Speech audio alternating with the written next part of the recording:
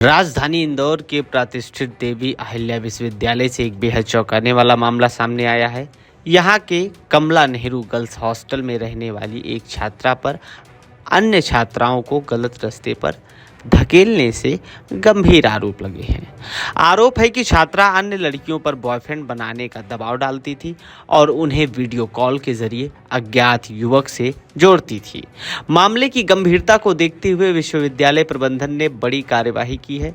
क्या है पूरा मामला, बताएंगे इस वीडियो के जरिए। इंदौर का कमला नेहरू गर्ल्स हॉस्टल, जहां छात्राएं अपना भविष्य बनाने आती हैं, लेकिन यहाँ की फिजाओं में अब डर और साजिश की बू आ रही है।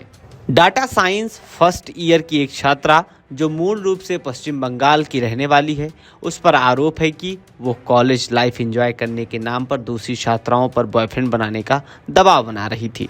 शिकायत के मुताबिक ये छात्रा मोबाइल ऐप्स के जरिए अज्ञात युवकों से वीडियो कॉल करती थी और हॉस्टल की अन्य लड़कियों को भी इस दलदल में खींचने की कोशिश करती थी।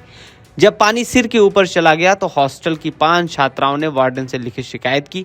वार्डन ने जब आरोपी छात्रा के सामान की तलाशी ली तो वहां से कई ऐसी आपत्तिजनक सामग्रियां भी बरामद हुई जिसने प्रबंधन के होश उड़ा दिए। इस पूरे मामले पर आर.के. सिंघई कुलगुरु क्या कुछ कहते हैं, ये सुनवाता हूँ। हॉस्टल में एक बच्ची है जो डेटा साइंस के 5 ईयर कोर्स में पढ़ रही है, फर्स्ट ईयर में। उसकी रूममेट ने शिकायत करी थी कि कुछ इस तरह की आपत्तिजनक वस्तुओं का वो इस्तेमाल करती है और साथ में वीडियो कॉलिंग वगैरह भी करके अपने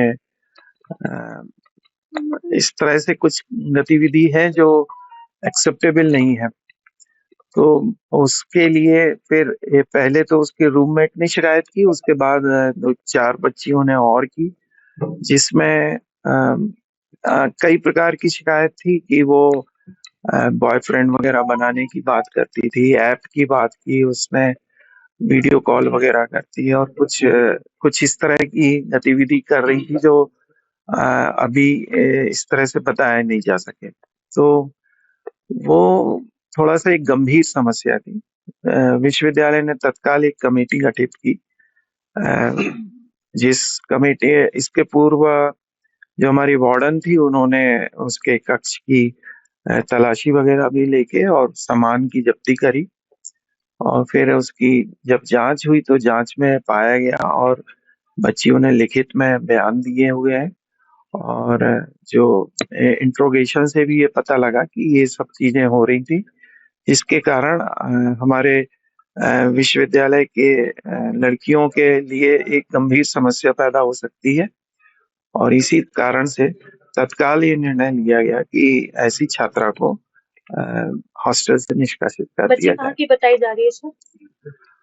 अब बच्ची के बारे में आप ज्यादा मुझसे जानकारी ना लें क्योंकि अभी वो गुप्त रखा गया है उसकी आइडेंटिटी के बारे में। नहीं, माइनर नहीं है जी सर। इसके बाद बताया जा रहा है कि सामग्री भी मिली है, रूम से कुछ में मिला है आप हाँ, इसीलिए ये एक गंभीर बात है और इमीडिएटली उसको हम लोगों ने निष्कासित किया। शिकायत कब आई थी आपके पास?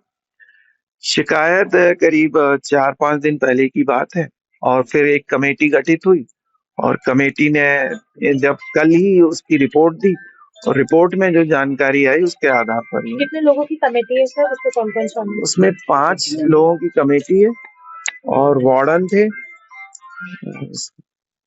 5 लोगों में वार्डन थे और हाँ, 5 लोगों में शिक्षिकाएं हैं हमारे यहाँ विश्वविद्यालय की, उसमें वार्डन भी है।